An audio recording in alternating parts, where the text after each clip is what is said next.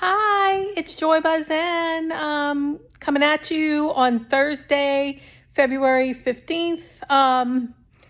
Doing well. I had chemo on Monday and I'm doing well, and I don't have my hat on, but I'm losing my hair again, and my head is very sensitive. This is weird because it's different than the first time. The first time my hair started falling out, it was like it was raining. And now it's not falling out as quickly. It's falling out, but not as quickly, but it hurts. It feels like a brush burn on my head. So it's kind of uncomfortable, but I took my hat off because my hat kind of agitates it as well. So anyway, I just wanted to say, hey, had a morning this morning, went to go say goodbye to Miss Darlene Percy. Please keep Mr. Percy in your prayers. Miss Darlene passed away a couple of weeks ago, and she was a beautiful woman inside and out. And so anyway, went to the visitation this morning, and went out to eat with my Slido High friends, and it was a good morning. But anyway, I just kind of wanted to it was a good morning for not so good occasion, but it's good to be around your friends kind of deal. But anyway, I just kind of wanted to come on and tell everybody I'm doing well on chemo, and I have one more chemo, and that's going to be on March 1st. And then after March 1st, I am going to be scheduled for a PET scan. And then I see Dr. Estes at on March 22nd, who's my oncologist, and I am going to see him, and he's going to give me the results of my PET scans. And if my PET scans are clear, I go on maintenance. So there's 6 more weeks to this, hopefully, and then I'll be on maintenance, that Avastin maintenance. It's going to be a 30-minute infusion every 3 weeks, but it's going to be a little bit more than a 30-minute infusion because they're going to give me liquids as well. So it's probably going to be an hour and 15-minute infusion every 3 weeks. And then, of course, it's going to require blood tests every 3 weeks, and a doctor's visit every 3 weeks. So it's going to be indefinitely. So, but I'm going to be happy to be off of the chemo drugs. I want to remind you, the Avastin's an immunotherapy. Actually, it's a blood thinner, and what the Avastin does is it cuts off the blood supply that cancer uses to grow. Every cancer has to have a blood supply, and so the Avastin, basically, does that. And I had my first chemo with the port. My port's still, I don't know if y'all could see this, but my port's, that's the incision still. But my port did really well this week. Like, I was shocked. It's a game changer for me. So much better than being stuck 50 million times, and having anxiety about it, a little bit of anxiety. At first I was like, is it going to hurt? And, I put this cream on it. They gave me this Ladicate cream. I got it from Walgreens. They gave me this Ladicate cream, and, I put it on like about 45 minutes before my chemo, on my way to chemo. It sat. I had to put like a little piece of saran wrap and some tape. And then she took that off, and the nurse took that off, and she cleaned it up, and then they did a frozen spray. I didn't feel a thing.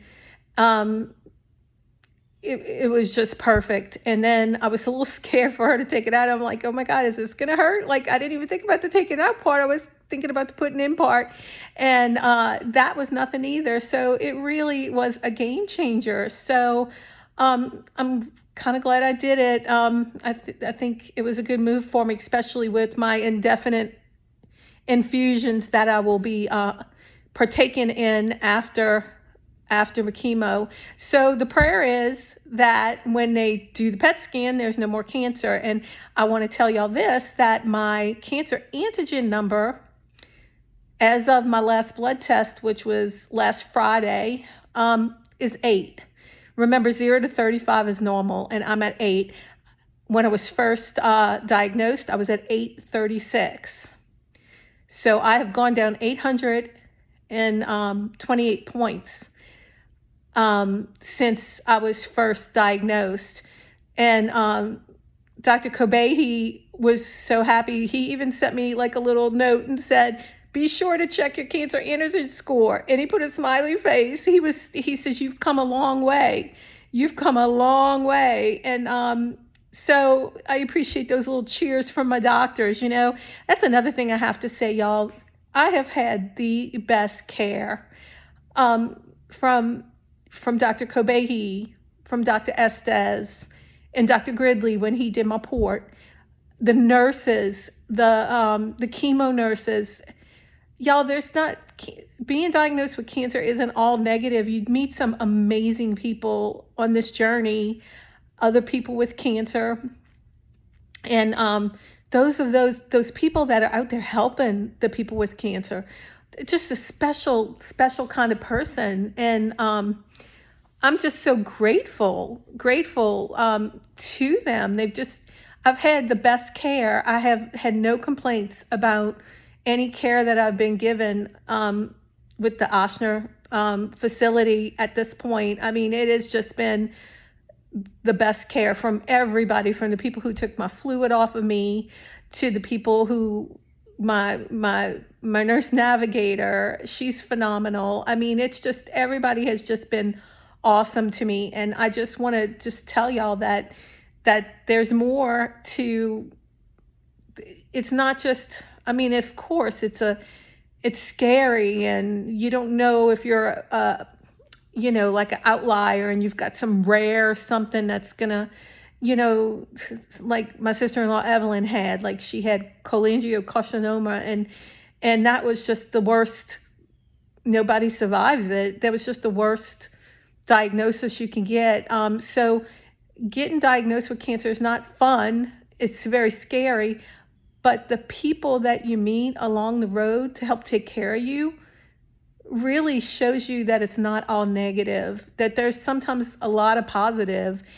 And I just I'm amazed that these people go into this field. And, I was talking to one of my chemo nurses, not this time, but then last time, she was telling me, so many people say, how can you do that job? You must experience so much sadness, working with the people with cancer. And she goes, are you kidding?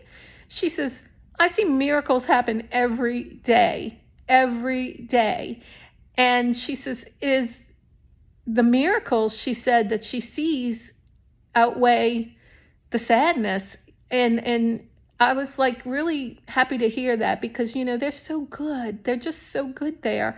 The Robert Road, the Slidell Memorial Cancer Center, wonderful nurses, wonderful people. Every single one of them have been, I might have had 4 or 5 different nurses throughout this whole entire, every single one of them was just so awesome and cautious and caring, and, just great people. So I really, really appreciate that. So let's see what's coming up. Oh, LSU baseball starts this weekend. Yay, go Tigers. Anyway, don't have so much more to say. I just wanted to give y'all a little update. So remember to pray. My next chemo is March 1st. And the PET scan is going to be after that. We got to pray that the PET scan is clear, and then put on maintenance. So I'm seeing the light at the end of the tunnel. God has been good. I've been at peace. I've just, I feel like I've had an interesting journey. This, I don't really like my head feeling like it's got a brush burn, but it is what it is. And it's not all positive, but it's not all negative either. There are some things that you have to tolerate. And but anyway, I'm doing a fine job tolerating it. And I just want to give other people out there the hope that it's not, it doesn't have to be a life suck. it doesn't have to be, it doesn't have to be a situation of no hope. If you get a cancer diagnosis, you don't have to, just try not to go there with your mind, and try to manage that, because that's the hardest part, is what goes through our minds. It's hard, y'all. It's a battle. It's a battle for a believer. So I know it's got to be a battle for those who don't believe, and typically sway to the depression side and anxiety side. So I completely get it. And, I'm just grateful I have Jesus Christ in my life. I'm just grateful for the people that have been in my life, my church family, my husband, my mom, my friends. I just have so many people that have just been so kind and good to me throughout this whole entire journey. And I want to thank each and every one of you individually. But please be praying for Mr. Percy, y'all. I know a lot of my friends know who Mr. Percy is. He was the principal at Slidell High for about 17 years, 18 years. And, I know a lot of people, and then he was the principal at North Shore prior to that. So, for a long time. So please keep him in your prayers. Keep his family in your prayers. Lovely, lovely family. And just, keep him in your prayers. And there's special other prayer intentions that I have for people. I'm not really going to announce that so much. But there are people out there that are suffering, y'all, with different situations, whether it be job related, whether it be, just different stressors in life.